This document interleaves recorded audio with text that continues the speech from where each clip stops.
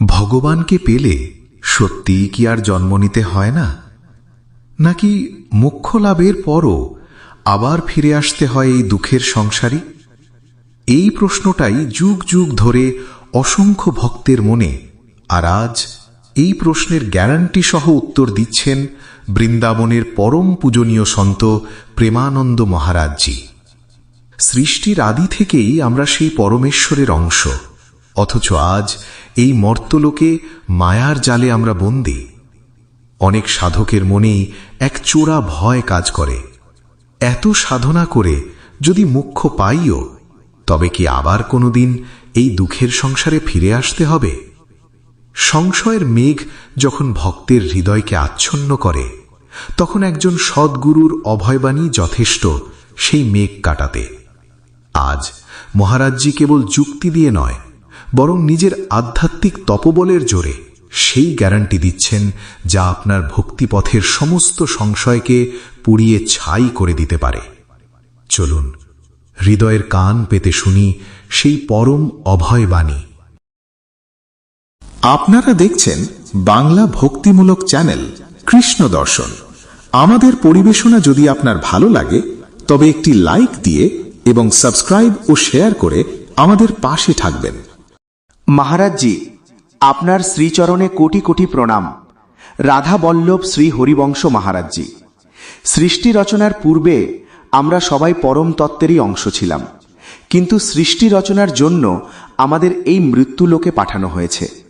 এখন ভক্তি করে যদি পুনরায় মোক্ষ বা পরম তত্ত্ব প্রাপ্তিও করে নিই, তবে কি গ্যারেন্টি আছে যে আমরা আবার এই মৃত্যুলোকে ফিরে আসব না?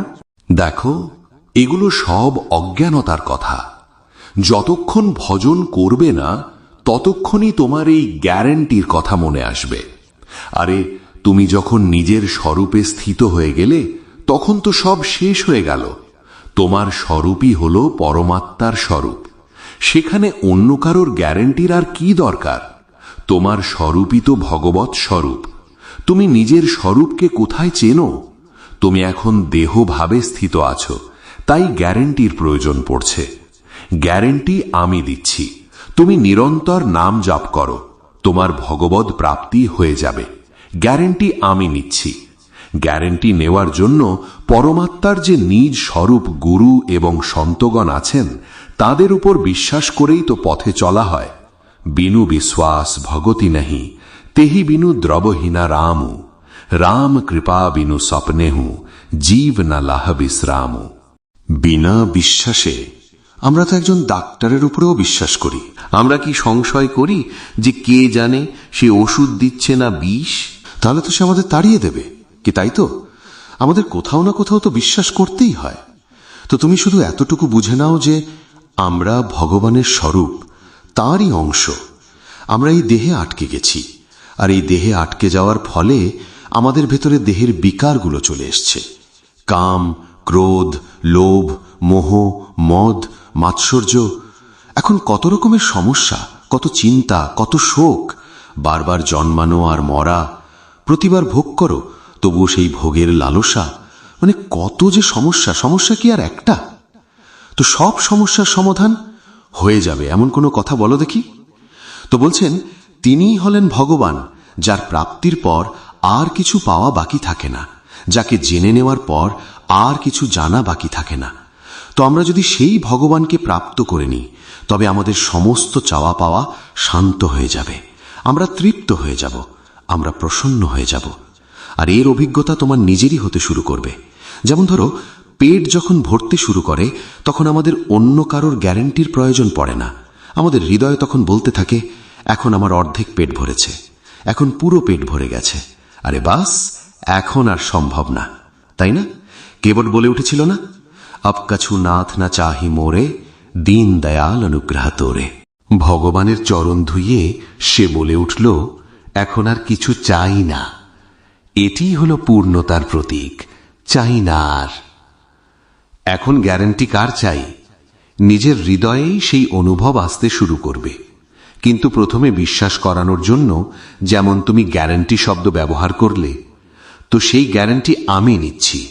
যদি আমার উপর বিশ্বাস থাকে, তবে তোমার থেকে আমি কিছু নিচ্ছি না, তাই না? শুধু নাম জপ করো আর পাপ আচরণগুলো ত্যাগ করো। এই কথাটি ভালো করে বুঝে নাও। মদ খাওয়া, পরস্ত্রীর দিকে নোংরাভাবে তাকানো বা চিন্তা করা, মাংস খাওয়া, পিতামাতার অপমান করা এবং সমাজের সাথে বিদ্রোহ করা, যদি এই কথাগুলো ছেড়ে দাও আর নাম জপ করো, তবে এখনই আনন্দের উৎপত্তি হতে শুরু করবে। এর মধ্যেই আমরা কোথাও না কোথাও ভুল করে ফেলি। যে ভুলের কারণে আমি মানছি যে তুমি ভজন করবে ঠিকই, কিন্তু আনন্দের অনুভূতি ততক্ষণ হবে না যতক্ষণ না এই ভুলগুলো শুধরাবে। তো ভুলগুলো শুধরাবে কিভাবে? ভজনের বল দিয়ে আমরা এগুলো শুধরাবো। তাই যদি আমরা রাধা রাধা, কৃষ্ণ কৃষ্ণ, হরি হরি নিরন্তর নাম জপ করি আর ভালো আচরণ করি, তবে আমাদের মধ্যে সামর্থ্য চলে আসবে। প্রতিটি কষ্ট সহ্য করার সামর্থ্য এসে যাবে। তো এর জন্য কার গ্যারান্টি চাইবে তুমি? তুমি তো এখনো ভগবৎ স্বরূপই আছো। এখন কেবল ভ্রমটুকু দূর হওয়া বাকি, কেবল ভ্রম সরে যাওয়া বাকি। সেই ভ্রম সরে গেলে কারোর গ্যারান্টির প্রয়োজন নেই। ভাই, ঘুমের মধ্যে তোমার গলায় কেউ ছুরি ধরল, সেই ছুরিও তুমি ছিলে, ছুরি যে ধরেছিল সেও তুমি ছিলে, আর গলাটাও তোমারই ছিল। কিন্তু এটা তো তখন বোঝা যাবে যখন তুমি জানবে যে তিনটে জিনিসই মিথ্যা ছিল। কারণ তোমার আসল শরীর তো খাটের ওপর সুস্থভাবে শুয়ে আছে, না সেখানে কোনো ছুরি আছে, না সেখানে কোনো সমস্যা আছে। তো যে শরীরটা স্বপ্নে ছিল তা মিথ্যা, যে ছুরি ছিল তা মিথ্যা, যে কাঠ ছিল সেও মিথ্যা, পুরো সিস্টেমটাই মিথ্যা, তাই না?